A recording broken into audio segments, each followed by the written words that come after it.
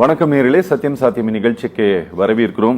ஈரோடு கிழக்கு சட்டப்பேரவை தொகுதிக்கான இடைத்தேர்தலில் போட்டியிடப் போவதில்லை என்ற முடிவு அதிமுக, பாஜக மற்றும் தேமுதிக ஆகிய கட்சிகளால் அறிவிக்கப்பட்டிருக்கிறது. எதிர்க்கட்சிகளுடைய இந்த புறக்கணிப்பு வாக்குப்பதிவில் எதிரொலிக்குமா?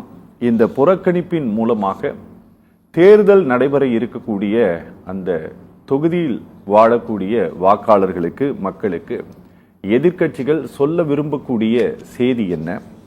அண்ணா திராவிட முன்னேற்ற கழகம் இரண்டாவது முறையாக இதே தொகுதியில் தேர்தல் புறக்கணிப்பு செய்வது அந்த கட்சி எடுத்திருக்கக்கூடிய சரியான முடிவா என்பது பற்றி பேச இருக்கிறது இந்த அமர்வு. 4 விருந்தினர்கள் பங்கேற்கிறார்கள். மூத்த பத்திரிகையாளர் திரு பிரகாஷ் பங்கேற்கிறார். அதிமுக ஒருங்கிணைப்பு குழு சார்பில் திரு புகழேந்தி, பாரதிய ஜனதா கட்சி சார்பில் திரு தூத்துக்குடி செல்வம், முன்னாள் சட்டப்பேரவை உறுப்பினர் வழக்கறிஞர் நிஜாமுதீன் சட்டினி நம்மோடு இணைந்திருக்கக்கூடிய 4 வரை வரவேற்று நிகழ்ச்சிக்குள் போகலாம். சார், 4 பேருக்கும் வணக்கம். புகழேந்தி சார் வணக்கம். வணக்கம். வணக்கம் புகழேந்தி சார், இந்த முறையும் இந்த இடைத்தேர்தலில் போட்டியிட போவதில்லை அப்படின்ட்டு முடிவெடுத்திருக்காங்க. அதுக்கு சொல்லப்பட்டிருக்கக்கூடிய காரணம் என்ன அப்படின்னா, ஜனநாயக பூர்வமாகவும் நியாயமாகவும் தேர்தல் நடக்காது அப்படிங்கறதுனால நாங்க இதை புறக்கணிக்கிறோம் அப்படின்ட்டு சொல்லியிருக்காங்க. சார், சரியான ஒரு முடிவை எடுத்திருக்காங்க அப்படின்ட்டு நீங்க நினைக்கிறீங்களா அதிமுக? குட் ஈவினிங் டு சத்தியம் டிவி. உங்களுக்கும் இதை பார்க்கின்ற நேயர்களுக்கும் அனைவருக்கும், என்னோடு அமர்ந்திருக்கின்ற அன்பு நண்பர்களுக்கும் உங்கள் வாழ்த்துக்கள். வாழ்த்துக்கள் சார். இப்ப சார், கொஞ்சம் நாளைக்கு முன்னாடி, ஒரு வாரம், இன்னும் அந்த சூடு கூட அடங்கி இருக்காது. 10 வயது பெண்ணை பாலியல் பலாத்காரம் செய்தார்கள். எவ்வளவு வெறுப்புக்கு உள்ளாகி இருக்கிறது திராவிட முன்னேற்ற கழகம். நிர்பயா கொலைக்கும் இதுக்கும் வித்தியாசமே இல்லை. நாடெங்கும் போராட்டம், ஆர்ப்பாட்டம் எல்லாம் நடந்தது, நாம் பார்த்தோம். இது ஊழல் அரசு. இந்த அரசால் எந்த மேல் திட்டங்களும் இல்லை. எல்லாம் சொன்னோம், கம்ப்ளீட்டா சொன்னாங்க. போராட்டம் நடத்தினாரு எடப்பாடி பழனிசாமி. இப்ப என்னத்தை பார்த்துட்டு எலெக்ஷன் நிறுத்துறது? 22 தொகுதிகளில் சமீபத்தில் 9 இடங்களில் அனைத்து இந்திய அண்ணா திராவிட முன்னேற்ற கழகம் வெற்றி பெறுகிறது. மீதி இடங்களில் திராவிட முன்னேற்ற கழகம் வெற்றி பெற்றது. அந்த இடைத்தேர்தலை சொல்லிட்டு இருக்கு. அப்பெல்லாம் எதிர்கொள்ளவில்லையா திராவிட முன்னேற்ற கழகத்தை? இப்ப என்ன புதுசா எதிர்கொள்றதுல என்ன பிரச்சனையும் வந்துருச்சு? அப்போ பாரதிய ஜனதா கட்சி இதுல முடியாது, நாங்க நிக்க மாட்டோம், தேமுதிக நிக்க மாட்டோம். நான் தேமுதிகவை பார்த்து என்ன கேக்குறேன், விருதுநகர்ல நீங்க அந்த நாடாளுமன்றத்தில் நின்னப்போ Sivakasi neck to neck fight ஜெயிச்சிட்டாரு கேப்டனுடைய மகன் விஜய் பிரபாகரன். கொஞ்சம் ஓட்ல போச்சு. இந்த பக்கம் கூட்டணியில அவங்க இருக்காங்க, அவங்களும் நிக்க முடியாது. அப்பயும் எடுத்து தானே நின்னீங்க டிஎம்கேவை. இங்க மிஸ்ஸஸ் அன்புமணி ராமதாஸ், சோமியா அன்புமணி ராமதாஸ், சோமியா அன்புமணி ராமதாஸ், அவங்களும் நெக் டு நெக் ஃபைட் இருந்தது தருமபுரியில. ஒரு கட்டத்தில் ஜெயிச்சிட்டாங்கன்னு சொன்னாங்க. அவங்க அந்த பிஜேபி கூட்டணியில இருக்காங்க. ஓபிஎஸ் அந்த கூட்டணியில இருக்காரு. என்ன சார் புது கதை இது? நாடு பூரா பாரதிய ஜனதா கட்சி இடைத்தேர்தலை எங்கே புறக்கணித்திருக்கிறது? இங்க கர்நாடகாவில் நிக்கலையா நீங்க? சில தொகுதிகளில் வெற்றி பெற்றார்கள். இந்தியா முழுவதும் இடைத்தேர்தல் பிஜேபி கொஞ்சம் தோத்துரும், இது எல்லாருக்கும் தெரியும். ஆனாலும் தேர்தலை எதிர்கொள்ளும். மாண்பு பாரத பிரதமர் அவர்கள் தலைமையில் அந்த கட்சி எதிர்கொள்கின்ற காட்சியை பார்த்தோம். இப்ப என்ன ப்ராப்ளம் ஈரோடுல? ஈரோடுல ஏறி நின்று வண்டியில நின்று ஒத்தைக்கு ஒத்த வரியா தைரியம் இருக்கா உனக்கு அப்படின்னு பேசுறது என்ன? இந்த நாட்டினுடைய முதலமைச்சராக பேசுறது யாரு? எடப்பாடி பழனிசாமி. இந்த எலெக்ஷனை புறக்கணிக்க வேண்டிய அவசியம் என்ன வந்தது? இந்த கட்சி அடியோடு தேய்ந்து ஒழித்து கொண்டிருக்கிறது சார். நீங்க எவ்வளவு வேணாலும் ஓட்டு வாங்க, பரவாயில்ல. ஒரு மினிமம் வாங்க. டெபாசிட் லாஸ்ட் டைம் வெறும் 6000 ஓட்டு தான் வித்தியாசம் டெபாசிட் இருக்கும். தென்னரசு தலையடிச்சு வெளியில போனாரு. ஈரோடுல இருந்து எல்லாரும் வெளியில போயிட்டாங்க. பாதிக்கு மேல கட்சியில யாரும் இல்ல. ரைட், எல்லாம் ரைட். ஆனா என்னுடைய தலைமையில் வருங்காலத்தில் 200 தொகுதிகளிலும் அனைத்து இந்திய அண்ணா திராவிட முன்னேற்ற கழகம் வெற்றி பெறும் சொன்னா விக்கிரவாண்டியை பார்த்து ஓடுறீங்க. 6000 ஓட்டு தான் சட்டமன்றத்தில் வித்தியாசம் பாராளுமன்ற தேர்தலில். இப்ப பார்த்துட்டு வேணான்னு சொல்லி ஓடுறீங்க.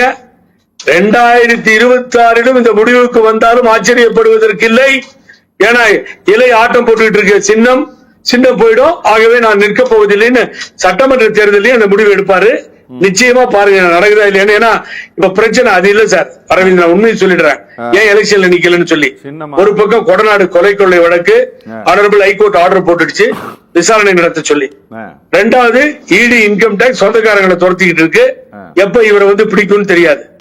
ஆகவே பிஜேபியினுடைய அழுத்தம் மொத்தமாக தேர்தல் புறக்கணிப்பு இதுதான் நடந்திருக்கு. ஏன் பிஜேபி நிக்க வேண்டியதானே? இதே அண்ணாமலையும் பாரதிய ஜனதா கட்சியும் என்ன சொன்னாங்க? எடப்பாடி பழனிசாமியை பார்த்து துரோகின்னு சொன்னது மாத்திரம் இல்ல, 7 இடத்துல டெபாசிட் போச்சு, 13 இடத்துல 3வது இடத்துக்கு போயிட்டீங்க, பிஜேபி 2வது இடத்துக்கு வந்துருச்சு, வாங்க நில்லுங்க.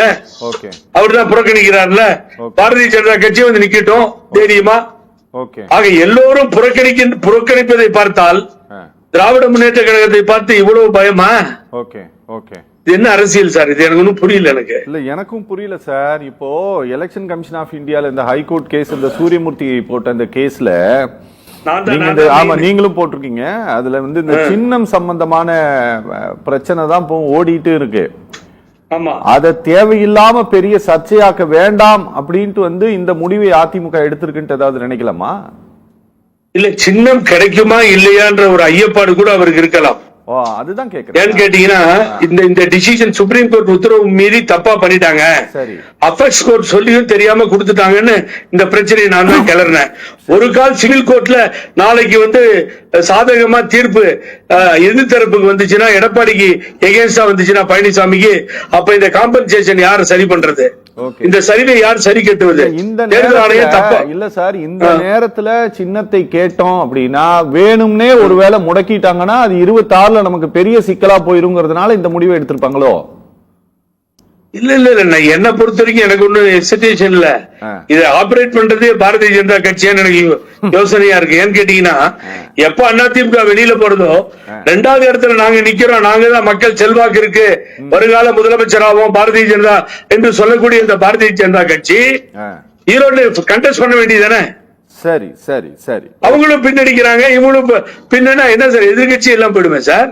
அதுதான் சார் யோசிக்கிறோம். அதனாலதானே கேட்கிறோம் நாங்க. இதுதானே இது ஜனநாயகமா? இது டெமோக்ரஸியா? இது சார் நான் போன ஈரோடு இடைத்தேர்தல் என்ன பெரிய கலடா நடந்துருச்சு. ஏடிஎம்கே பணம் கொடுக்கலையா? நான் ஓபனா பேசுறேன். டிஎம்கே கொடுக்கலையா? ஜனங்க பேசிட்டாங்கல்ல, நடந்ததா இல்லையா? அப்ப நீங்க கொடுக்கலன்னா நீங்க பேசுறது நியாயம். நீங்க இறங்கி கலடா பண்ணனா, நீங்க அசிங்கமா பேசலன்னா நீங்க சொல்றது நியாயம். எல்லாத்தையும் எதிர்கொண்டீர்களா இல்லையா? இப்பொழுது பின்னடைவுக்கு ஏன் காரணம்? என்ன காரணம்? Okay okay okay okay okay பேசலாம் சார், பேசலாம். ஒட்டுமொத்தமா எதிர்க்கட்சிகள் எல்லாமே இந்த தேர்தலை புறக்கணிக்கிறாங்க. இந்த புறக்கணிப்பின் மூலமாக அந்த ஒரு தொகுதிக்கு மட்டும் அவர்கள் ஏதோ ஒன்று சொல்ல விரும்பல, மொத்த தமிழ்நாட்டுக்கும் ஏதோ ஒரு செய்தியை சொல்ல விரும்புகிறார்கள். அது எடுபடுமா? ஆமாங்க, நீங்க எதிர்கட்சிகள் மட்டும் தேர்தலை புறக்கணிக்கலங்க, ஆளுங்கட்சியும் தேர்தலை புறக்கணிக்குது. அப்படியா? ஆமா. ஏன்? ஊரக உள்ளாட்சி தேர்தல் ஆளுங்கட்சி நடத்திருக்கலாம்ல. ஓகே, புரியுது. டிஎம்கே நடத்திருக்கலாம். ஊரக உள்ளாட்சி தேர்தலை நடத்தி மாவட்ட வாரியான உறுப்பினர்களை தேர்ந்தெடுத்து ஒவ்வொரு இதுக்கும் போனோம். அது அரௌண்டு 30 மாவட்டங்களுக்கு தேர்தல் நடத்தணும். அது நடத்தாம அதிகாரிகளை போடுறாங்க. அப்போ இவங்களுக்கு எல்லாருக்கும் நீங்க பேசும்போது சொன்னீங்களே தேர்தலில் நம்பிக்கை இல்லைன்னா, அப்போ ஆளுங்கட்சிக்கு நம்பிக்கை இல்லையா?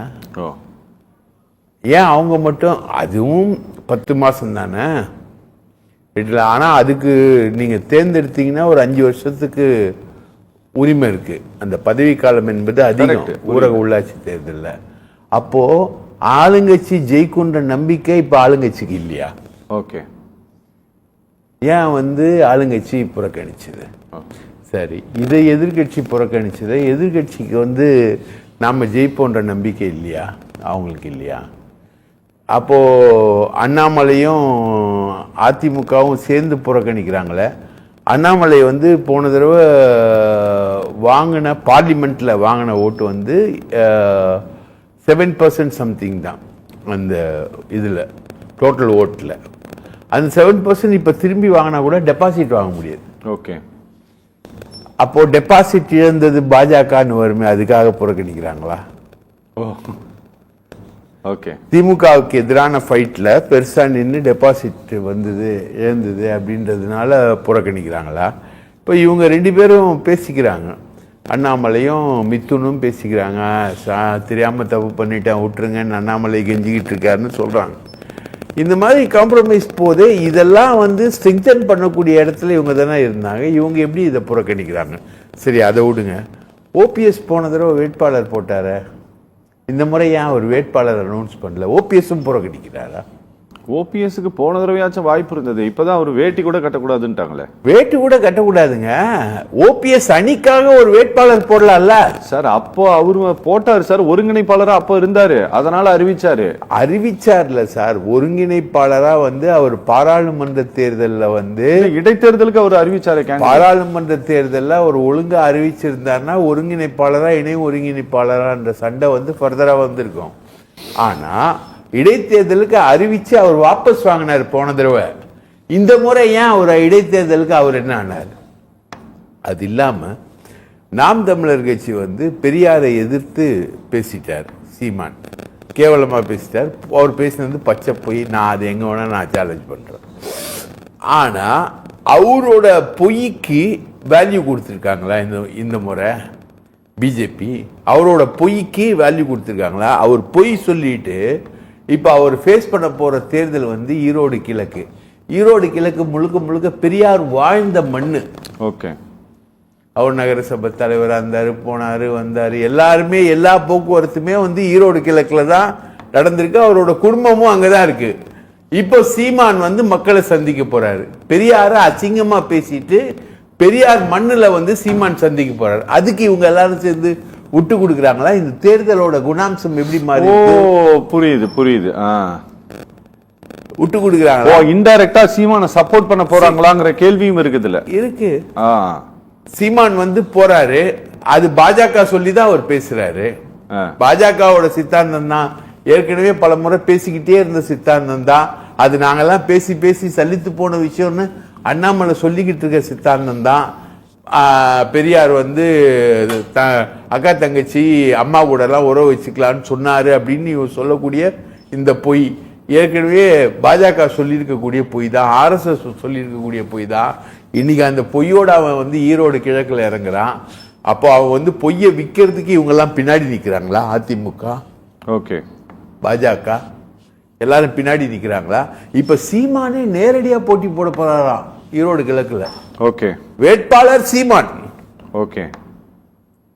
அப்போ வேட்பாளர் சீமான் வர்சஸ் திமுக என்ன எஃபெக்ட் ஆயிடுச்சுன்னா சார், போன தேர்தலில் ஒரு 500 1000 1500 வரைக்கும் கொடுத்தாங்க ஓட்டுக்கு.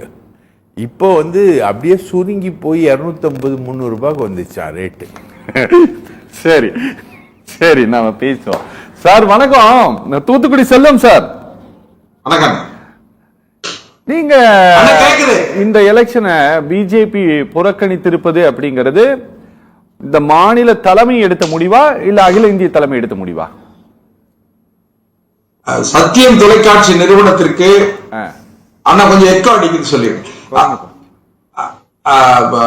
சத்தியம் தொலைக்காட்சி நிறுவனத்திற்கு அதன் நெறியாளர் சகோதரர் அரவிந்தாக்ஷன் அவர்களுக்கு, தொழில்நுட்ப கலைஞர்களுக்கு, என்னுடைய சக பங்கேற்பாளர்கள் அனைவருக்கும் தமிழர் திருநாள், பொங்கல் திருநாள் வாழ்த்துக்கள். வணக்கம். அதாவது அண்ணன் பிரகாஷ் அவர்கள் மூத்த பத்திரிகையாளர் தாமோதரன் பிரகாஷ் அவர்கள் போற போக்குல அண்ணாமலை சொல்லித்தான் பிஜேபி அவரு நாம் தமிழர் சீமான் பேசுறாரு வைக்காருல சொன்னாங்க. நான் என்ன சொல்றேன், நான் இவங்களுக்கு மரியாதைக்குரிய அண்ணாமலை அவர்களை பார்த்தா இவங்களுக்கு எல்லாம் ஒரு வகையான அச்சம், பயம் இருக்குன்னு நான் நினைக்கிறேன். ஏன்னு கேட்டீங்கன்னா, எதுக்கு எடுத்தாலும் சீமான் பேசுறதுக்கும் பாரதிய ஜனதா கட்சி தலைவருக்கு என்ன சம்பந்தம் இருக்கு? நீங்க தந்தை பெரியாரை பற்றி பேச வேண்டும் என்று சொன்னால் நீங்கள் பேசுவதற்கு எப்படி தயாரோ அதற்கு கூட நானே கூட தயார். ஏன்னு கேட்டீங்கன்னா, பல்வேறு கட்டங்கள்ல கால மாற்றங்களில் சில கருத்துக்கள் பேசிட்டு முடிஞ்சு போச்சுன்னு வேணா சொல்லுங்க. ஆனால் சில தகவல்கள் நான் பொதுவெளியில இப்ப பேசி இருக்க வேண்டிய அவசியம் இல்லைங்கிறது தான்.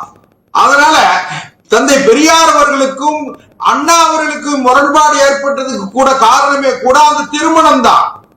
பொருந்தா திருமணம் சொல்லி அண்ணா அவர்கள் பத்திரிகையில நம் நாடு பத்திரிகையில அண்ணா எழுத, பெரியார் விடுதலையில எழுத, எலெக்ஷனுக்கு வாங்கினேன், அதை ஏன் பேசிட்டு இருக்கிறீங்க இப்போ? நீங்க அத மறுத்திருக்க அவரை நீங்க அனுமதிச்ச பிறகு என்ன அனுமதிக்க மாட்டேன்னா நியாயம் கிடையாது. ஒரு விஷயத்தை பேசுகிறார் நீங்க. இல்ல நீங்க இதுல அவசியம் இல்லாமல் பாரதிய ஜனதா கட்சியை குற்றம் சொல்வதற்கு நீங்கள் அனுமதித்தீர்களானால் என்னை இதுல விளக்கம் சொல்றதுக்கு நீங்க அனுமதிக்கணும். இல்லைன்னு சொன்னா நீங்க நடுநிலையா இல்லைன்னு சொல்லி நான் நினைக்க வேண்டிய அவசியம் ஏற்படும். ஏன்னு கேட்டீங்கன்னா பாரதிய ஜனதா கட்சிக்கும் மரியாதைக்குரிய சீமான் அவர்களுக்கும் எந்த சம்பந்தமும் இல்ல. ஆதரிக்கிறாரு, அது அவருக்காக என்ன உதவி வேணா செய்வோன்னு சொல்றாரு. நானும் தான் சொல்றேன், சீமானுடைய கருத்துக்கள், அவர் தந்தை பெரியாரை பற்றி பேசிய கருத்துக்கள் சரி, ஆனால் பேசி இருக்க வேண்டிய அவசியம் இல்லை. பொதுவெளியில பேசி இருக்க வேண்டிய அவசியம் இல்ல. பெரியார் பேசலையா, கண்ணீர் துளிகள் பேசலையா, காலிப்பயல்கள் பேசலையா, தமிழுக்கு காட்டுமராண்டி பாசைன்னு பேசலையா? அதனால நீங்க தயவு செய்து அதை இப்ப சர்ச்சையாக்க வேண்டியதில்லை. இப்போ பாரதிய ஜனதா கட்சி ஈரோடு இடைத்தேர்தலில், ஈரோடு கிழக்கு இடைத்தேர்தலில் அகில இந்திய பாரதிய ஜனதா கட்சியினுடைய தலைமையின் அறிவுரையின்படி, வழிகாட்டுதலின்படி இந்த தேர்தலை புறக்கணித்திருக்கிறோம். என்ன காரணம் கேட்டா, இன்னும் இருக்கிறதே ஒரு 10 மாசம், இன்னும் வர்ற ஜூன் மாசத்துக்கு பிறகு தேர்தல் வேகம் எடுக்க தேர்தலுடைய வியூகங்கள் எல்லாம் வேகம் எடுக்க ஆரம்பிக்கும். யார் யார் எந்த அணியில இருக்காங்க, யார் வெளியே போறாங்க, யார் உள்ள வராங்க, அறிவிக்கப்படாத எமர்ஜென்சி சொன்னவங்க உள்ள இருக்க போறாங்களா, இல்ல வெளியே வர போறாங்களா, துணை முதல்வர் ஆட்சி அதிகாரத்துல பங்கு வேணும்னு கேட்டவங்க திமுக அணியில இருப்பாங்களா, வெளியே வருவாங்களா, இதெல்லாம் தெரியாது. அப்படி இருக்கும் போது இப்ப ஈரோடு இடைத்தேர்தல்ல போட்டியிட்டு பாரதிய ஜனதா கட்சி வெற்றி பெற்றுட்டு வச்சுக்கிடுங்க, என்ன நடந்துற போகுது? ஒண்ணு கிடையாது. அதனால எங்களுடைய இலக்கு 2026 அம்பின் நுனியும் பறவையின் கழுத்தும் என்பதை போல நாங்கள் 2026ஆம் ஆண்டு ஆட்சி அதிகாரத்தை நோக்கி பாரதிய ஜனதா கட்சி ஆட்சி அதிகாரத்தை தீர்மானிக்கும். அண்ணன் நாம இன்னும் கூட மரியாதைக்குரிய அண்ணன் தாமோதரன் பிரகாஷ் அவர்களோடு ஒன்று மாறுபடுற 7% ஓட்டு வாங்கினாரு அப்படின்னு சொன்னாரு. பாரதிய ஜனதா கட்சி 18% வாக்குகளை 2024 நாடாளுமன்ற தேர்தலில் இன்னும் சொல்ல போனா 18.5% வாக்குகள் பெற்றிருக்கு, 82 லட்சம் வாக்குகள் பெற்றிருக்கு. அதனால நீங்க உடனே கூட்டணி, அந்த கட்சிக்கு இவ்வளவு, இந்த கட்சிக்கு இவ்வளவு, திமுக எவ்வளவு 6% வாக்குகளை இழந்திருக்கிறது. அண்ணா திமுக அவர்கள் அவருடைய வாக்கு சதவீதத்தை இழந்திருக்கிறார்கள். அதனால பாரதிய ஜனதா கட்சியை பொறுத்தவரையில் நாங்கள் தமிழ்நாட்டிலே மதிக்க தகுந்த அளவில் நாங்கள் வளர்ந்து வருகிறோம். நாங்க வளர்ந்துட்டோம்னு சொல்லல, வளர்ந்து வருகிறோம். நாங்க தான் ஆட்சி அதிகாரத்தை தீர்மானிக்க போறோம். இன்னைக்கு அரசியல் களம் 2024 இருந்தது வேற, 2026 இருக்க போறது வேற. அரசியல் களம் வேறு வடிவம் பெறும். இப்ப கூட நீங்க ஒண்ணு யாரும் எதிர்பாராத வகையில திரு சீமான் வெர்சஸ் டிஎம்கே வந்துருச்சா வரலையா? நாம் தமிழர் கட்சிக்கும் திமுகவுக்கு நேரடி போட்டி வந்துருச்சு. இது அரசியல்ல ஒரு விசித்திரமான சூழல் தான். அதனால அவர் தந்தை பெரியார பேசிட்டாரு, உடனே பெரியார் மண்ணில் பெரியாருடைய பேரன் ஈவிகே இளங்கோவன் தோற்று இருக்கிறார் ஈரோட்ல. அதனால பெரியார் மண்ணே இது தமிழ்நாட்டில். நான் இன்னொன்னு கேளுங்க சார், பெரியார் சார், அதுதான் பார்லிமெண்ட் எலெக்ஷன் ஈரோடு தானே, ஈரோடு தொகுதி தான், வேற எந்த தொகுதியும் கிடையாது.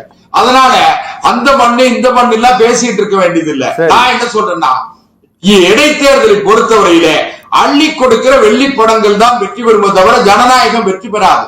இடைத்தேர்தல்ல எவ்வளவு படங்களையும் இன்னும் சொல்ல போனீங்கன்னா, நீங்க கடந்த முறை திரு ஈவிகே இளங்கோவன் அவர்கள் வெற்றி அவர் போட்டியிட்ட பொழுது காலையில கொண்டு போய் ஒரு வீட்டுல அடைக்க வேண்டியது, மத்தியான சாப்பாடு, சாயங்கால டிஃபனு, இன்னும் சொல்ல போனா அவர்களுக்கு தேவையான சலுகைகள் அத்தனையும் செஞ்சு வீட்டுக்கு அனுப்பிடுவாங்க. ஒரு 15 நாள் தேர்தல் திருவிழா, தேர் திருவிழா நடப்பதை போல, பொங்கல் திருவிழா நடப்பதை போல, தீபாவளி திருவிழா நடப்பதை போல, கிறிஸ்துமஸ் திருவிழா நடப்பதை போல, ரம்சான் பண்டிகை நடப்பதை போல ஒரு தேர்தல் திருவிழா நடந்து அந்த தேர்தல் திருவிழா இதேதான் நீங்க அந்த கடந்த முறை நீங்க சொன்னீங்க. எலெக்ஷன் கமிஷன் ஆஃப் இந்தியா உங்க கண்ட்ரோல்ல தான் இருக்குது. என்ன நடவடிக்கை எடுத்தீங்க? இல்லங்க, நான் என்னோட கிழங்கு தேர்தல் ஆணையம் வேற, தேர்தல் ஆணையம் தனியா இன்னும் கொஞ்சம் கவனம் செலுத்தணும். தேர்தல் ஆணையம் எலெக்ஷன் கமிஷன் என்ன நடவடிக்கை எடுத்ததுன்னு உங்க அதிகாரத்துக்கு கீழே தான் இருக்குது. நீங்க தான் அவசரமா அதுக்கு கமிஷனர் அப்பாயின்மெண்ட் பண்றீங்க. யார் என்ன சொன்னாலும் கேட்க மாட்டேங்கிறீங்க. சார் ஒரே ஒரு விஷயம் நான் ஒண்ணு கேளுங்க, இங்க தமிழ்நாடு அரசுல நினைச்சா கவர்னரை வந்து பேசுவாங்க, அல்லது கவர்னர் கொடுக்கிற டீ பார்ட்டிக்கு போயிருவாங்க, கவர்னரோட கொஞ்சம் குழாவுவாங்க, உடனே கவர்னர்கிட்ட போய் மாநில சுயாட்சியை மீறி விட்டார் கவர்னர் சொல்லுவீங்க, தேசிய கீத பாட சொன்னா பாட மாட்டாங்க. இதெல்லாம் அந்தந்த மாநிலங்கள்ல அப்போ நடக்கிறது. அதாவது அதுக்காக தலைமைச் செயலாளர் வந்து முதலமைச்சருடைய கண்ட்ரோல்ல இருக்காரா, கவர்னருடைய கண்ட்ரோல்ல இருக்காரா? அதனால இப்படி எல்லாம் பேச வேண்டாம். தலைமைச் செயலாளர் தமிழ்நாட்டுடைய முதலமைச்சருடைய கட்டுப்பாட்டு இருக்கிறார் தவிர திமுக தலைவர் மு.க. ஸ்டாலினுடைய கட்டுப்பாட்டில் இருக்காரு நான் சொன்னா நீங்க ஒத்துக்கிடுவீங்களா? காவல்துறையுடைய தலைமை இயக்குனர் வந்து திரு மு.க. ஸ்டாலினுடைய கட்டுப்பாட்டில் தான் இருக்கிறார், அவர் சொல்படிதான் நடக்கிறார் நான் சொல்ல முடியுமா? முதலமைச்சருடைய கட்டுப்பாட்டில் இருக்கிறார், அரசாங்கத்தினுடைய கட்டுப்பாட்டு இருக்கிறார். அதனால தேர்தல் ஆணையம் என்பது ஒரு சுயாட்சி அமைப்பு. அதனால தேர்தல் ஆணையத்தையும் பிஜேபியும் இணைக்காதீங்க. இந்த தேர்தலை புறக்கணிப்பதன் மூலம் மக்களுக்கு நாங்கள் சொன்ன செய்தி என்னன்னு கேட்டீங்கன்னா, தேர்தல் வந்து நியாயமா நடக்காது, சுதந்திரமா நடக்காது. இந்த தேர்தல் வந்து இல்ல இடைத்தேர்தலில் நடக்கிற அநியாயத்தை மக்கள் பாருங்கள் என்று நாங்கள் நடக்காதா இல்லையா? எங்க இன்னொன்னு கேளுங்க, டெல்லியிலேயே எங்களுக்கு என்ன இருக்கு? தேர்தல் ஆணையம் பார்க்கும். இல்ல சார் நான் என்ன கேக்குறேன், இங்க பாருங்க, ஒரு தொகுதிக்கு இங்க எலெக்ஷன் நடக்குது, நீங்க இங்க என்ன சொல்றீங்க, இங்க நடக்காதுன்னு சொல்றீங்க. ஏன்னா இங்க கவர்மெண்ட் வந்து டிஎம்கே கவர்மெண்ட்ங்கிறதுனால. இப்ப டெல்லி ஹெட் குவார்டர்ஸ் வந்து முழுக்க ஹோம் மினிஸ்டருடைய கண்ட்ரோல்ல தான் இருக்குது. நீங்க தான் கவர்மெண்ட் ரன் பண்றீங்க. அப்ப டெல்லியில எலெக்ஷன் கரெக்டா நடந்துருமா? நீங்க அத்தைன்னு சொன்னா சித்தப்பான்னு சொல்றீங்க. இது என்ன நியாயம் இப்படி பேசுறீங்க நீங்க? சார் ஒண்ணே ஒண்ணு சார், அண்ணன் இல்ல நீங்க தப்பா பேசக்கூடாது. இங்க பாருங்க, இல்ல நீங்க தவறா பேசக்கூடாது. ஒரு தொகுதிக்கு எலெக்ஷன் நடக்குது, நீங்க இந்த ஒரு தொகுதிக்கு எலெக்ஷன் நடக்கும்போது இங்க டிஎம்கே பவர்ல இருக்குங்கிறதுனால இங்க எலெக்ஷன் நடக்காது, இவங்க தான் ஆட்சியில இருக்கிறாங்க, ஜனநாயக பூர்வமா நடக்காது. இல்ல அதுதான் சொல்றேன். அப்போ நீங்க டெல்லி முழுக்க மத்திய அரசாங்கத்தினுடைய கண்ட்ரோல் தான், உங்க கண்ட்ரோல் தான். நீங்க அந்த மாநிலத்தினுடைய முதலமைச்சர்ல இருந்து அமைச்சர்கள் வரை எல்லாத்தையும் ஓட விரட்டிட்டு இருக்கீங்க. அப்ப அங்க எலெக்ஷன் நடந்துருமா? அண்ணன் கேளுங்க, டெல்லி நாம இப்ப பேசிக்கிட்டு இருக்கிறது ஈரோட்டு பேசுறோம். டெல்லியில தப்பு நடக்கும் போது அன்னைக்கு ஒரு விவாதம் வைங்க, அன்னைக்கு பேசுவோம். எலெக்ஷன் கமிஷன் சரியா நடக்க, நீங்க எலெக்ஷன் நல்லா நடக்காதுன்னா என்ன அர்த்தம்னா எலெக்ஷன் கமிஷன் வேலை செய்யாதுன்னு தானே அர்த்தம். உறுதியா சொல்றேன். இங்க பாருங்க, நீங்க வக்கீலே, எனக்கு கொஞ்சம் தெளிவுபடுத்துங்க. எலெக்ஷன் இங்க ஈரோடு கிழக்கு சட்டமன்ற தொகுதியில நியாயமா நடக்காது, எலெக்ஷன் கமிஷன் ஆஃப் இந்தியா நியாயமா நடக்காது, எலெக்ஷனை நேர்மையா நடத்தாதுன்னு நீங்க சொல்றீங்க அப்படின்னா, ஒரே எலெக்ஷன் கமிஷன் ஆஃப் இந்தியா தான் இந்த தேதி அனௌன்ஸ் பண்ணிருக்காங்க. டெல்லியில இப்ப கரெக்டா நடந்துருமா? அண்ணா ஒண்ணு கேளுங்க, தேர்தல் ஆணையத்தின் கட்டுப்பாட்டை மீறி மாநில அரசாங்கத்தினுடைய அதிகாரம் அனைத்து இடங்களிலும் பரவி இருக்கிறது. உங்களோட அதிகாரம் வேலை செய்யுமான்னு கேட்கிறேன். அப்போ டெல்லியில பிஜேபியினுடைய அதிகாரம் வேலை செய்யுமா? இங்க திமுகவோட அதிகாரம் வேலை செய்யறது நிஜம் அப்படின்னா அங்க உங்க அதிகாரம் வேலை செய்யுமா? இங்க நடக்கிறத நாங்க நேர்ல பாக்கோம். டெல்லிக்கு நீங்க ஒருவேளை போயிட்டு வந்திருந்தா உங்களுக்கு தெரிஞ்சிருக்கலாம், எனக்கு தெரியாது. டெல்லி நிலவரம் உங்ககிட்ட இதை விட பெட்டரான பதில் வரும் அப்படின்னு நானும் எதிர்பார்க்கல. சரியா? நான் டெல்லிக்குள்ள போனது இல்ல. நீங்க டெல்லி நிலவரம் உங்களுக்கு தான் தெரியும், எனக்கு ஈரோடு நிலவரம் தெரியும். ஈரோட்ல இணைப்புல இருக்க அரசாங்கத்தினுடைய அத்துமீறல்களுக்கு பாடம் கற்பிப்பதற்காக நாங்கள் தேர்தலை ஜனநாயக முறையில் அகிம்சை முறையில் புறக்கணித்திருக்கிறோம். சரி, நிஜாமுதீன் சார் வணக்கம். நிஜாமுதீன் சார் ஒரே கேள்விதான் சார், இந்த தேர்தல் புறக்கணிப்பு அப்படிங்கிறது இந்த வாக்குப்பதிவில் ஏதாவது தாக்கத்தை ஏற்படுத்துமா, அல்லது இன்டைரக்டாக நீங்க அதிமுக, பாஜக, தேமுதிக போன்ற கட்சிகள் எல்லாம் தேர்தலை புறக்கணித்து மறைமுகமாக திரு பிரகாஷ் சொல்வதை போல நாம் தமிழருக்கு ஒருவேளை வேட்பாளராக சீமான் நிற்கும் பட்சத்தில் அவருக்கு தங்களுடைய ஆதரவை தெரிவிக்கவும் வாய்ப்பு இருக்கா? அப்படி எடுத்துக்க முடியாது. அதுக்கு முன்னாடி ஒரு செய்தி அன்பு சகோதரர் சொன்னார், இடைத்தேர்தல் என்றால் வெள்ளி பணம் கொடுத்துதான் வாக்கு ஜெயிப்பார்கள், ஆளுங்கட்சி தான் ஜெயிப்பார்கள் என்று தெளிவாக சொன்னார். சரி. அவருடைய பெரிய மனதை நான் ஒத்துக்கொள்கிறேன். பாஜக ஆளுகின்ற அனைத்து மாநிலங்களும் நடக்கின்ற இடைத்தேர்தலில் தொடர்ந்து பலவாறு வெற்றி பெற்றுக் கொண்டிருக்கிறார்கள். அதெல்லாம் அப்படிதான் நடக்குது என்பதை அப்பட்டமா ஒத்துக்கொண்டிருக்காரு. ஏன்னா ஆட்சி அவர்தான் இருக்குது, தேர்தல் கமிஷன் அவர்தான் இருக்குது. அவங்க தான் அழகா வெளிப்படையா சொன்னாங்க. பெரிய மனசு, உண்மையிலேயே பெரிய மனசு அதுதான் சொல்லியிருக்காரு. என்னை பொறுத்தவரை இந்த இடைத்தேர்தலில் எதிர்கட்சிகள் தேர்தலை புறக்கணித்தது என்பது திராவிட முன்னேற்ற கழகத்தை எதுவும் செய்ய முடியாது. அவர் மக்களாட்சியை தெளிவாக கொடுத்துக் கொண்டிருக்கிறார்கள்.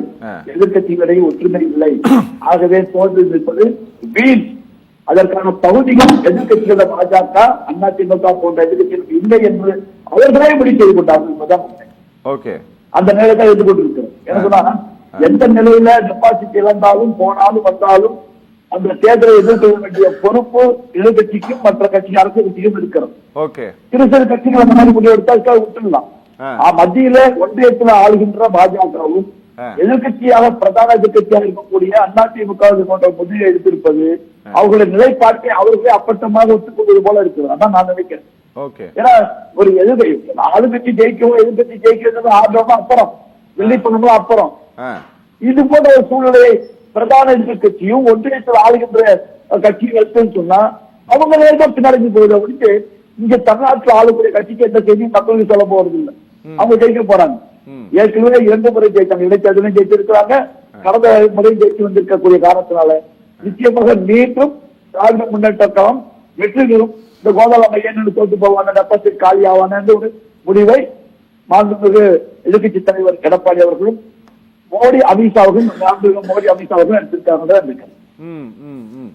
இல்ல சார் அதிகபட்சம் 2026 ஒருவேளை இந்த ஒன் நேஷன் ஒன் எலெக்ஷன் அதை இவங்க முடிவெடுத்து அதை தான் நடத்த போறோம்ட்டு ஒருவேளை அவங்க தெளிவா முடிவு எடுக்கக்கூடிய வரையில் நீங்க நம்ம கணக்கு வச்சுக்கிட்டோம் அப்படின்னா சரியா ஒரு 14 மாதம் தான் ஒருத்தர் இன்னைக்கு தேர்ந்தெடுக்கப்பட்டா 14 மாசம் தான் பதவியில் இருக்க முடியும்.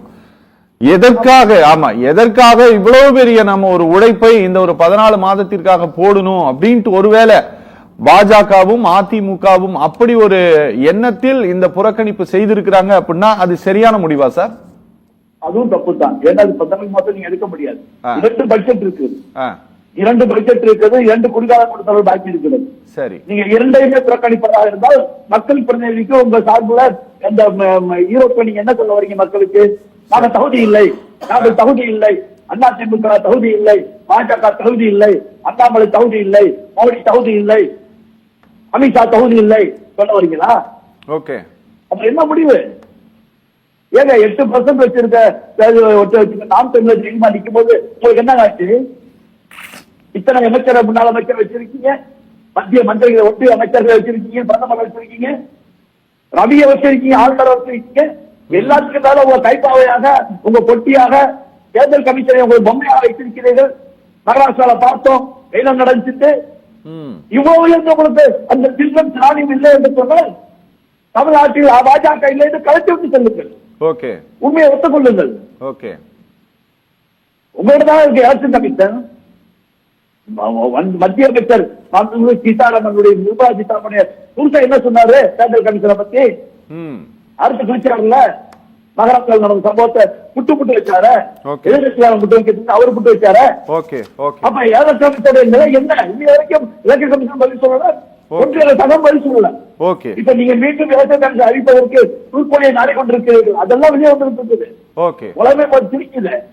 அப்ப தெளிவாக மிகப்பெரிய கட்சியாக இந்தியாவிலே பார்க்கக்கூடிய பாஜக தமிழ்நாட்டில் இல்லை. இதான் நிலை.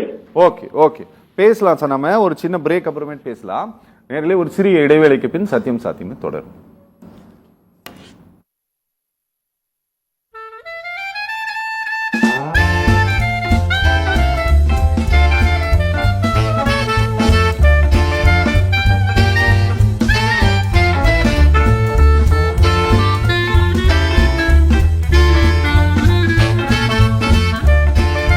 The school was designed by a parent. Olive Tree Global School CBSE. Admissions open.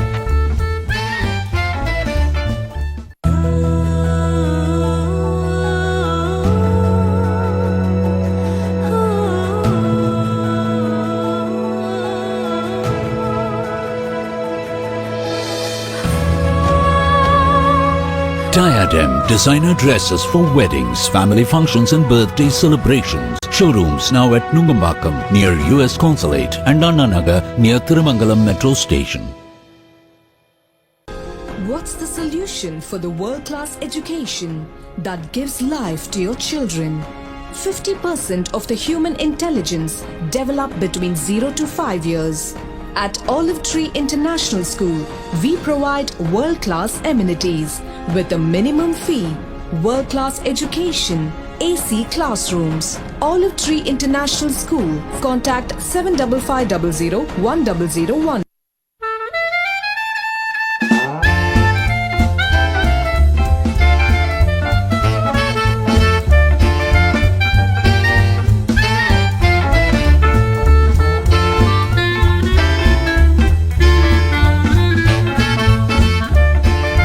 The school was designed by a parent. Olive Tree Global School CBSE. Admissions open.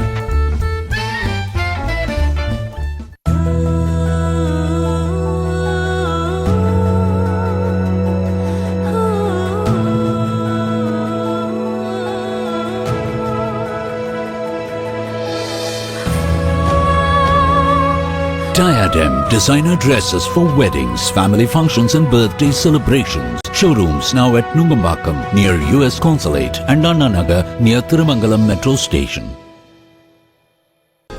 What's the solution for the world-class education that gives life to your children? 50% of the human intelligence develop between 0 to 5 years. At Olive Tree International School, we provide world-class amenities with a minimum fee, world-class education, AC classrooms. Olive Tree International School. Contact 7550 1001.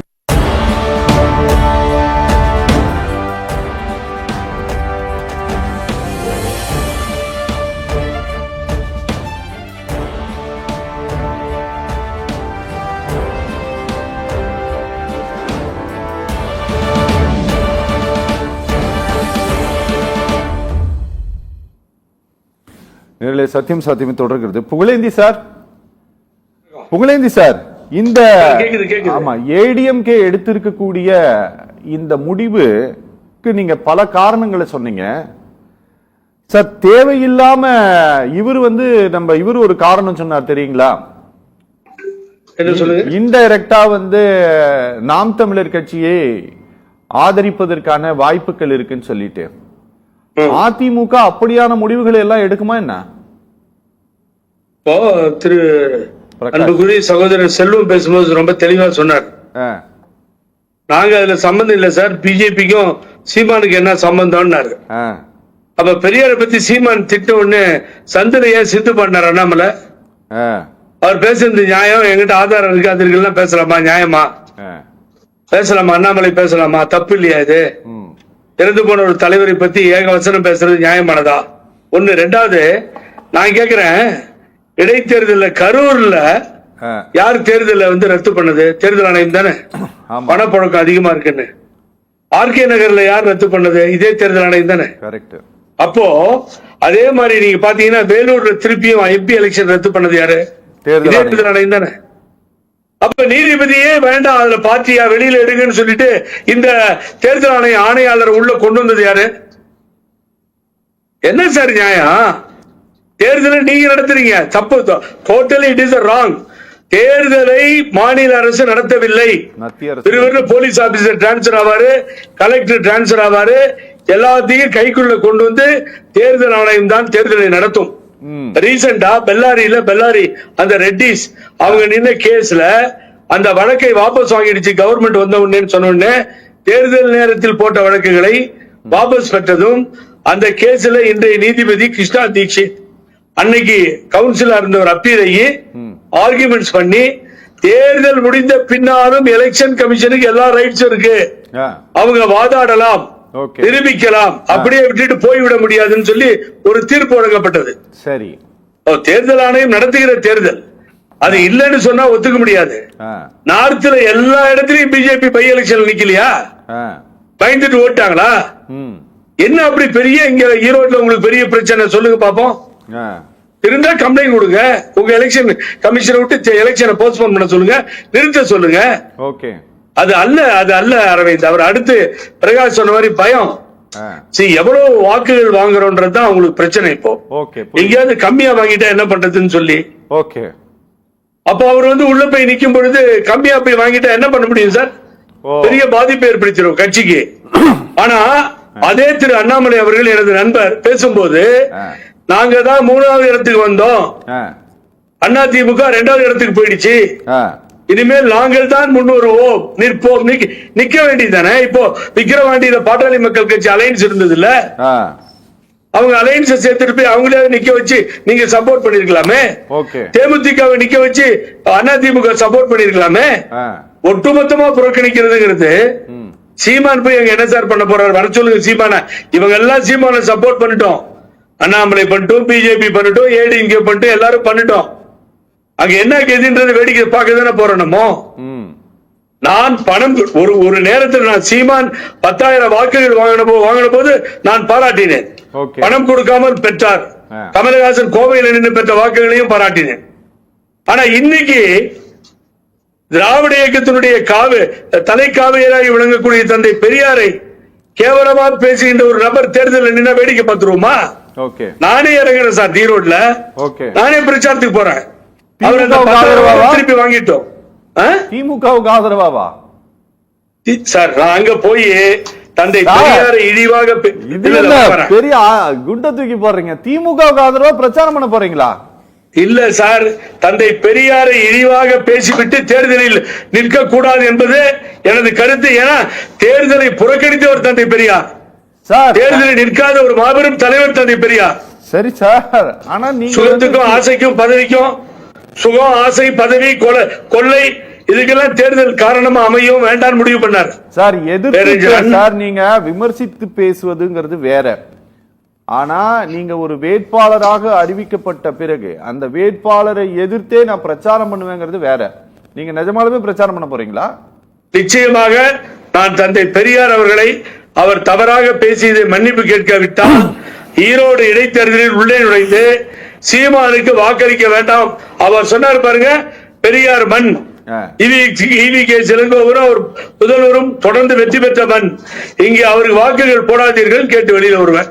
வேற யாருக்கு வேணாலும் போட்டுக்கிட்டோம், யாரையும் support பண்ணி போறது இல்ல sir. சரி, பெரியார் தான் எங்களுக்கு உயிர் நாடி. சரி, பெரியார் வளர்த்த இயக்கத்தில் தான் நானும் ஒருவன். சரி, நல்லது. அது யாராகட்டும், பேரறிஞர் அண்ணா, கலைஞர், புரட்சி தலைவர் எம்ஜிஆர், அம்மா, இன்றைய தினம் முதல்வர் ஸ்டாலின், அத்தனை பேருக்கும் சேர்த்து வைகோவிலிருந்து மற்ற அத்தனை திராவிட கட்சிகளுக்கும் ஒரே தலைவர் தந்தை பெரியார் தான். அவருடைய வரலாறு இழிவுபடுத்துவது, அவரை பர்சனலா கேரக்டர் அசாசினேஷன் பண்றதெல்லாம் எவ்வளவு கேவலமான விஷயம் சார். யார் ஒத்துக்க முடியும்? Okay sir, okay. எப்படி மக்கள் வாக்களிப்பார்கள்? ஓகே. தூத்துக்குடி செல்வம் சார், சொல்லுங்க சார். 2024 பார்லிமெண்ட் எலெக்ஷன் தானே, அதுல தானே நீங்க சொன்னீங்க 18% வாக்கு வாங்கி இருக்கன்ட்டு. 18.5 இல்லையா? இந்த வாக்கு சதவிகிதத்தை அப்படியே 2026 வரை அப்படியே அழுங்காம குலுங்காம இவ்வளவு நாங்க வாங்கணும்னு அப்படியே காட்டிக்கிறதுக்காகவே இந்த இடைத்தேர்தலை நீங்கள் புறக்கணிக்கிறீர்களா? அழுங்காம குலுங்காம பாதுகாத்துக்கிறதுக்காக இல்ல பாதுகாத்துக்கிறது கிடையாது. நான் சொன்ன வார்த்தையை நீங்க மாத்திக்கிறாங்க, காட்டிக்கிறதுக்காக. இல்ல காட்டிக்கிட வேண்டிய அவசியம் இல்லை. இன்றைக்கு பாரதிய ஜனதா கட்சி தான் தமிழ்நாட்டில் நம்பிக்கைக்குரிய கட்சியாக மக்கள் பார்க்கிறார்கள். முதல்ல மரியாதைக்குரிய பிரதமர், பாரத பிரதமர் மாண்புமிகு நரேந்திர மோடி தமிழ்நாட்டை பொறுத்தவரையில் பாரதிய ஜனதா கட்சியினுடைய தலைவர் அண்ணாமலை, ஏன்னு கேட்டீங்கன்னா நடுநிலையா இருக்கிற அண்ணன் பிரகாஷ் அவர்களுக்கும் எந்த கட்சியிலும் இல்லாத அண்ணன் புகழேந்தி அவர்களுக்கும் திரு அண்ணாமலை அவர்களை பார்த்தா நடுக்க வருது அப்படின்னு சொன்னாலே நீங்க புரிய வேண்டாமா? அதாவது ஒருவரை குறிவைத்து தாக்குகிறார்கள் என்று சொன்னால் அவர் பலசாலின்னு அர்த்தம். ஏன்னு கேட்டீங்கன்னா இவரால் தான் ஒரு அதிர்வு ஏற்படும், இவரால் தான் ஒரு மாற்றம் ஏற்படும் என்பதால் இவரை குறிவைத்து தாக்குகிறார்கள். அதனால மரியாதைக்குரிய திரு அண்ணாமலை அவர்கள், நிச்சயமாக சொல்கிறேன், பாருங்களேன், எனக்கு ஒரு விஷயம் எனக்கு புரியல. நீங்க 2019 எலெக்ஷனை சந்தித்த போதும் சரி, நீங்க இங்க சட்டமன்ற தேர்தலை நீங்க 21 சந்தித்த போதும் சரி, நீங்க எல்லாம் நரேந்திர மோடியினுடைய பராக்கிரமத்திற்கு கிடைத்த பரிசு தான் இந்த நீங்க 3வது முறையா தேர்ந்தெடுத்ததுன்னு சொல்றீங்க. நீங்க இங்க ஆட்சி அதிகாரத்திலேயே இல்லாத பிஜேபி இன்றும் நீங்க சொல்லிட்டு இருக்கக்கூடியது மோடியினுடைய சாகசங்கள் தான். கரெக்ட்டுங்களா? அவர் ஒரு மேஜிக் மேனா தான் நீங்க இப்போ வரை காட்டிட்டு இருக்கீங்க. நீங்க இங்க மட்டும் நீங்க ஏன் இவர் அண்ணாமலையை பூஸ்ட் பண்றீங்க? முடிவு அவர் எடுக்கலன்றீங்க. இவர்களுடைய பரிந்துரையின்படி டெல்லி தான் எடுத்திருக்கீங்க. மன்னன் இருந்தால் தளபதி இருப்பார், தலைவன் இருந்தால் தளபதி இருப்பார். பாரத பிரதமர் நரேந்திர மோடி அவர்கள் மத்திய அரசாங்கத்தை வழிநடத்துகிறார். தமிழ்நாட்டு அரசை, மாநில அரசை வழிநடத்த போவது மரியாதைக்குரிய அண்ணாமலை அவர்கள் தான். இதனால எதுக்காக சொல்ல வர கேளுங்க, அவரு ஓட்டுக்கு ரூபா கொடுக்காம 4,52,000 வாக்குகளை தாமரை பெற்றிருக்கிறது. அதான் கவனிக்கணும். நீங்க கோவையில மிகப்பெரிய செல்வாக்குள்ள தலைவர்கள் எல்லாம் இருக்கிற பகுதியில 4,52,000 வாக்குகளை அவர் பெற்றிருக்கிறார் சொன்னா அவர் மீது இளைய சமுதாயம் நம்பிக்கை வச்சிருக்கு. இந்த தேர்தல் களம் 4 முறை போட்டி தவிர்க்க முடியாத போட்டியாக அமையும். நிறைய மாற்றங்கள் வரும். இங்க இருப்பவர் அங்கே போவதும், அங்கே இருப்பவர் இங்கே வருவதும் 1-2 மாற்றங்கள் நிச்சயமாக வரும். அதனால நீங்க ஒரே ஒரு விஷயம் சார், திரு அண்ணா இங்க பாருங்களேன், அதாவது நீங்க அப்படி சொல்ல வேண்டாம். இந்த எலெக்ஷன்ல நின்னு ஒருவேளை இந்த ஒரு தொகுதியில் நீங்க உங்களுடைய வாக்கு சதவிகிதம் குறைஞ்சிருச்சு அப்படின்னா அது 2026 தேர்தலில் நமக்கு ஒரு பின்னடைவை ஏற்படுத்திவிடும் அப்படிங்கிற அச்சமும் ஒரு காரணம் தானே. அதையே நீங்க இல்ல நீங்களே போன தர தொகுத்து வழங்கும் போது நீங்களே சொன்னீங்க, இவர் யார் தேர்ந்தெடுக்கப்பட்டாலும் 14 மாசம் எம்எல்ஏ தான். ஆமா, 60 மாசம் எம்எல்ஏ கிடையாது, 14 மாசம் எம்எல்ஏ தான். சரி, இந்த 14 மாசம் எம்எல்ஏவுக்கு அதுக்காக பிஜேபியினுடைய ஒரு எம்பி தொகுதியினுடைய இடைத்தேர்தல்ல உங்களோட கேண்டிடேட் யாரோ ஒருத்தர் இறந்துட்டாருன்னு வச்சுக்கோங்களேன், அங்க எலெக்ஷன் நடத்தினா நீங்க நிறுத்த மாட்டீங்களா? இன்னொன்னு கேளுங்களேன். இல்ல அங்க நிறுத்த மாட்டீங்களான்னு கேக்குறேன். அதாவது காலம் சூழ்நிலை அவசியம் ஏற்பட்டால் நாங்க எங்க கட்சி எடுக்க வேண்டிய முடிவு. இதுல மரியாதைக்குரிய அண்ணன் புகழேந்தி அவர்களுக்கோ, மரியாதைக்குரிய அண்ணன் பிரகாஷ் அவர்களுக்கோ, இதுல அல்லது நண்பர் நிஜாமுதீன் அவர்களுக்கோ இதுல பாரதிய ஜனதாவுக்கு வழிகாட்ட வேண்டிய அவசியம் அவர்களுக்கு இல்லை. பாரதிய ஜனதா கட்சி ஒரு தனிப்பட்ட கட்சி, அதுக்கு தலைவர்கள் இருக்கிறார்கள், உயர்மட்ட குழு இருக்கிறது. அதனால எங்க கட்சிக்கு எது நன்மையோ அதை நாங்க செய்வோம். 2026 தேர்தலில் நீங்கள் எதிர்பார்க்காத அல்லது கணிக்க முடியாது. இப்போ அண்ணன் புகழேந்தி என்ன சொன்னாரு, நான் பெரியாருக்காக போராடுவேன், பெரியாரை குறைத்து பேசி விட்டார்கள் என்று சொல்லி. ஒரே ஒரு விஷயம் கேளுங்க சார், தந்தை பெரியார் அவர்கள் ஒரு புரட்சிக்கார சமுதாய புரட்சி ஏற்படுத்துறவர் என்பதுல மாற்று கருத்து இல்ல. அதே நேரத்துல அவர் எத்தனையோ விமர்சனங்களை, மிக கடுமையான விமர்சனங்களை வச்சிருக்காரு. சரி, அதனால நீங்க அதை மறுத்த தமிழை காட்டு பிராட்டி மொழி என்று சொன்னவர் தந்தை பெரியார். சரி, இந்திய போராட்டத்தில் ஈடுபட்டவர்களை காரி பயல்கள் என்று சொன்னவர் தந்தை பெரியார். அதே போலவே திமுக திராவிட கழகத்திலே இருந்து திமுகவை தொடங்கிய அண்ணா அவர்களையும் மற்றவர்களையும் கண்ணீர் துளிகள் என்று சொன்னவர் தந்தை பெரியார். செம்பை எடுத்து வைய யோக்கியங்கள்லாம் வராங்க, செம்பு எடுத்து வையின்னு சொல்லி பெரியார் சொன்னாரு. ஆச்சாரியாரை நான் எந்த முடிவெடுத்தாலும் சரி அண்ணே ராஜகோபால் ஆச்சாரியாரை கேட்டுத்தான் முடிவெடுப்பேன் சொன்னவர் பெரியாரு. சரி, நீங்க பேசி என்ன ஆக போது விடுங்க. இல்ல இவங்க எல்லாம் இவ்வளவு நேரம் அவங்க பேசுறத நீங்க அனுமதிச்சீங்கல்ல சார், அவரு பிரச்சாரம் பண்ண போறாருன்னு சொன்னாங்க. அப்ப நீங்க வேணா இப்படி சொல்லுங்க, நாங்க சீமான் பேசுனதை ஆதரிச்சு நாங்க பிரச்சாரம் பண்ண போறோம்னு சொல்லுங்க, நான் பேச அனுமதிக்கிறேன். நீங்க திட்டிட்டே இருக்கிறீங்களே. இல்ல அவருக்கு புகழேந்தி இருக்கக்கூடிய தைரியமும் துணிச்சலும் இப்ப உங்களுக்கு இருக்கா? இல்ல அவர் சொல்றாரு இல்ல சார், இப்போ நீங்க சொன்னீங்கல்ல சீமான் பேசுறதுக்கு நான் ஆதாரத்தை நான் கொடுக்கிறேன்னு உங்க மாநில தலைவர் சொல்றாரு.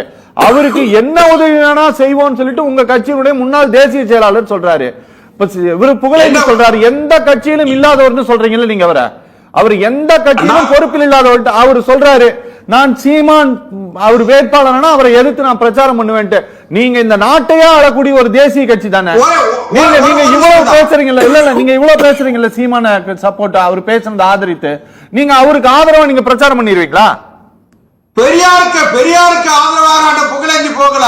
இன்னைக்கு இந்த சத்தியம் தொலைக்காட்சி நிகழ்ச்சியின் மூலமாக திமுக தலைவருக்கு செய்தி அனுப்புறாரு. என்ன கூப்பிடுங்க, எனக்கு வேன் பிரச்சாரத்துக்கு வாய்ப்பு கொடுங்க, நான் வாரேன்னு சொல்லி திமுக தலைவருக்கு இந்த நிகழ்ச்சியின் மூலமாக அண்ணன் புகழேந்தி அவர்கள் தூது விட்டிருக்கிறார் என்பதை தவிர வேற முக்கியத்துவம் ஒண்ணும் கிடையாது.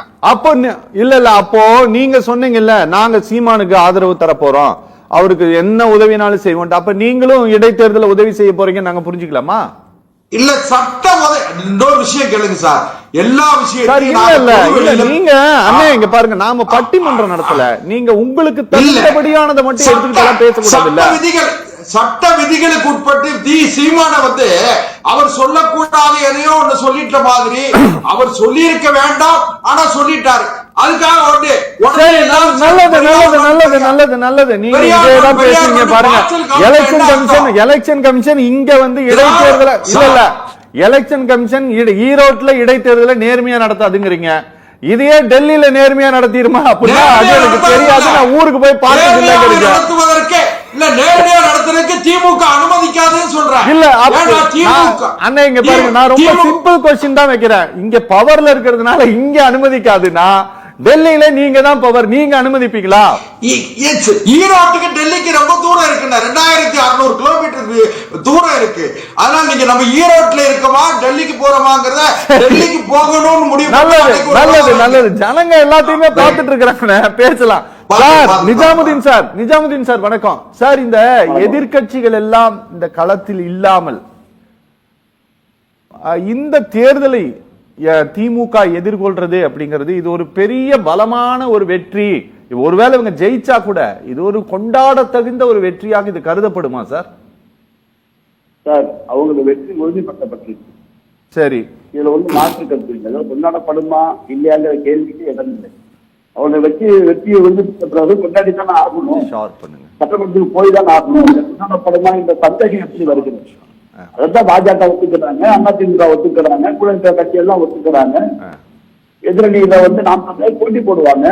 வெற்றி பெற முடியுமா முடியாதுன்றது எல்லாருக்கும் தெரியும். ஆனால் அவர் ஜனநாயகத்தின் நிலையத்திற்காக தான் நிற்பதாக சொல்லி அவர் இருக்கிறார். அந்த நிலையில் இருக்கும்போது வெற்றியை கொண்டாடுவார்களா இல்லையா என்ற கேள்வி எங்கேருந்து இயலும்? சரி, வெற்றி பெற்றால் கொண்டாடித்தான் ஆகணும், மக்கள் ஏற்றுக்கிட்டு தான் ஆகணும். வாக்களித்தவர்களுக்கும் வாக்களிக்காதவர்களுக்கும் திராவிட முன்னேற்ற கழக வேட்பாளராக இருந்து வெற்றி பெற முடியும் சட்டமன்ற உறுப்பினர். ஓகே, வர பட்ஜெட்ல அவர் தானே உட்காருவாரு. ஓகே, இல்ல சார் நீங்க கடந்த தேர்தலை போல இந்த தேர்தலையும் ஜனங்களை பட்டிகள்ல அடைத்து வைத்தது போல, பாக்ஸ் பாத்துங்க, பட்டிகள்ல அடைத்து வைத்ததை போல, கால்நடைகளை போல அடைத்து வைப்பதை தேசிய ஜனநாயக கூட்டணி விரும்பல, அதனால நாங்க இந்த எலெக்ஷனை சந்திக்கல அப்படின்னு சொல்றாங்கல்ல, அது ஓரளவு ஏற்றுக்கொள்ளக்கூடிய ஒரு வாதமாக உங்களுக்கு தெரியுதா? எப்படி சார் முடியும்? எலெக்ஷன் கமிஷன் அவங்கள்ட்ட இருக்குது, பட்டி மாதிரி அடைச்சு வச்சு அவங்க தான் நடவடிக்கை எடுக்க போறாங்க. சரி, எப்படி முடியும்? அப்படி தமிழ்நாட்டில் ஒண்ணு சமீபத்தில் நடந்த மாதிரி எனக்கு ஒண்ணு தெரியலையே. தமிழ்நாடு என்ன வடபுறத்தில் நடக்க மாதிரி நடக்குது? தேர்தல் எலெக்ஷன் நடக்கக்கூடிய பூத்தையே பட்டி மாதிரி அடைச்சு வச்சாங்க, நம்ம பார்த்தோம், வீடியோல பார்த்தோம். சரி, அது வடபுலத்துல பார்த்தோம், பாஜக ஆளுகின்ற மாநிலங்கள்ல பார்த்தோம். சரி, தமிழ்நாட்டில் அதிமுக நடக்கும் சரி, திமுக நடக்கும் சரி, அப்படி நம்ம ஒண்ணு பார்க்க முடியலையே. சரி, பலன் கொடுத்தார்கள் என்ற குற்றச்சாட்டுகள் உண்டு, இரு தரப்புலையும் உண்டு, ஆளுங்கட்சி தரப்புலையும் உண்டு, ஒன்றிய ஆளுகின்ற பாஜக தரப்புலையும் உண்டு. சரி, இந்த மாதிரி ஒரு நிலை தமிழ்நாட்டில் இருந்தா தெரியல. தமிழ்நாடு வட மாநில மாதிரி வரலையே. சரி, ஏன்னா தமிழ்நாடு திராவிட கட்சிக்கு ஆண்டு கொண்டிருக்கக்கூடிய கட்சி, பாஜக ஆளுகின்ற கட்சி எல்லாம் அப்படிலாம் நடப்பதற்கு. சரி, நீங்க அதெல்லாம் பயப்பட வேண்டியது இல்ல. சரி, பாஜக வரதுக்கு வாய்ப்பே இல்ல. சரி, பெரியாருடைய மண், பெரியார் இருக்கும் வரை பாஜக வர முடியாது, வராது. ஓகே, அந்த முடிவை அவங்க தெளிவா எடுத்துட்டு தான் போயிட்டு இருக்கிறாங்க. ஓகே, நீங்க ஒண்ணு அழகா சொன்னீங்க, 18% வாக்கை, அந்த வாக்கை சொல்லிக்கொண்டே இருப்பதற்காக நீங்கள் இந்த தேர்தலில் நிக்காமல் இருக்கிற ரொம்ப அற்புதமான வார்த்தை இது. நல்ல பொண்ணு எடுத்துக்காக பொடிச்சு அவங்க கையில கொடுக்கணும். எப்ப அதுக்காக நீ செஞ்சிருக்கிற, பாஜக நீ செஞ்சிருக்கன்னு சொல்லணும். அது அற்புதமான வார்த்தை. நாங்க கேட்க வேண்டிய சொல்ல சொல்லி அரவிந்த் நீங்க அழகா சொல்றீங்க. நீங்க அப்படி சொல்லாதீங்க சார். அவர் ஏற்கனவே என்னென்னமோ சொல்லிட்டு இருக்கிறார் லைவ்ல உட்காந்துக்கிட்டு. நீங்க நான் ரொம்ப இயல்பாக கேட்ட ஒரு கேள்வி அது. நான் சொல்ல வேண்டியதை நீங்க சொல்லிட்டீங்க. இல்ல நிஜாமுதீன் சரியா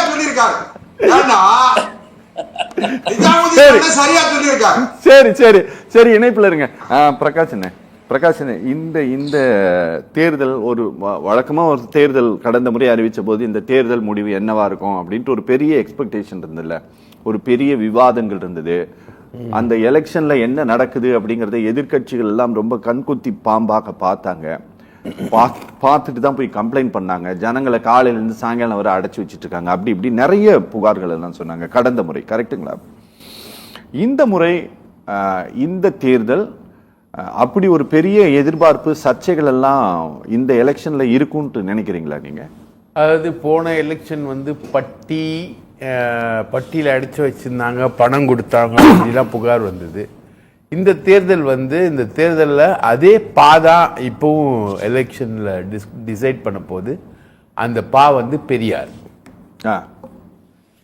சீமான் பெரியாரை பத்தி இன்னும் என்னென்ன பேசுறாரு, அதுக்கு எங்கெங்க அடி வாங்குறாரு அவரு, எதிர்ப்புகள் எப்படி வரப்போகுது, மாநில அரசு தேர்தல் பிரச்சாரத்துக்கு நடுவே வேட்பாளரை கைது பண்ணுமா, சிறைக்கு அனுப்புமா, அவர் என்னென்ன இனிமேல் பட்டு பெரியாரை பத்தி அவதூறா பேசினார் இல்லையா, என்கிட்ட ஆதாரம் இருக்கு, அது இருக்கு, இது இருக்குன்னு பேசினார் இல்லையா, இன்னும் அவரு அந்த பைத்தியம் இன்னும் முத்தி போய் இன்னும் ஒரு எக்ஸ்ட்ரீம் கண்டிஷனுக்கு போவார்.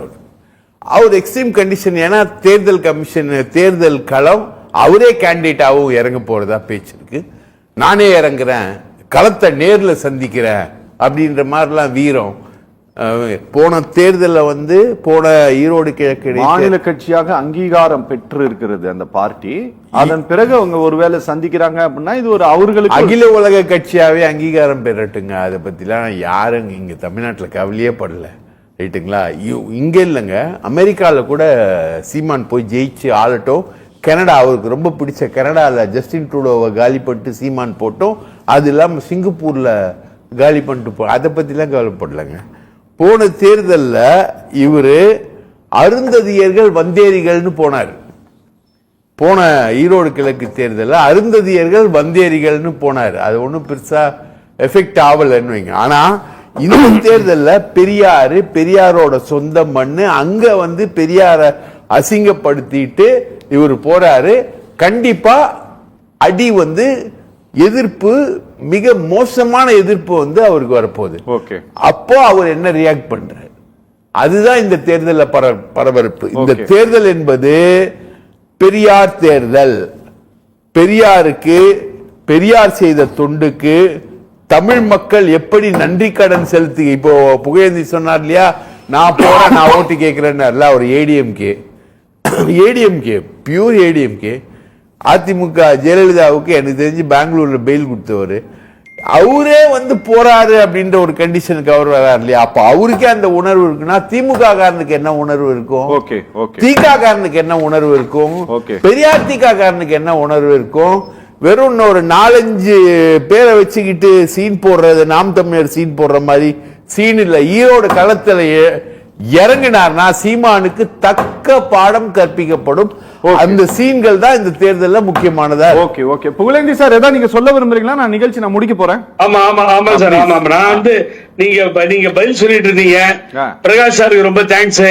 ரெண்டாவது என்னுடைய அன்பு சகோதரர் அவர் தூத்துக்குடி செல்வம் என்ன சொன்னார், எந்த கட்சியில் இல்லைன்னு. நன்றி, நோ ப்ராப்ளம். ஆனா நான் மதிமுகவில் இருந்து அண்ணன் வைகோவோட இருந்த ஒரு புகழ்பாடி அங்கிருந்து ஜம்பை பிஜேபிக்கு போகல.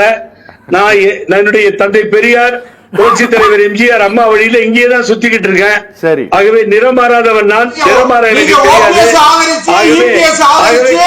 தெரியாது.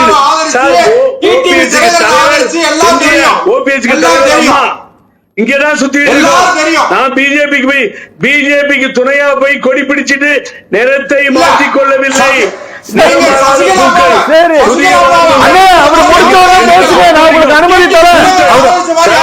தூத்துக்குடியில பிறந்துட்டு அங்கே செக்கிழுத்த செம்மல் வஉசி பிறந்த ஊரிலே பிறந்து நான் நிறமாறவில்லை. நீங்க தான் நிறமாறி இருக்கீங்க.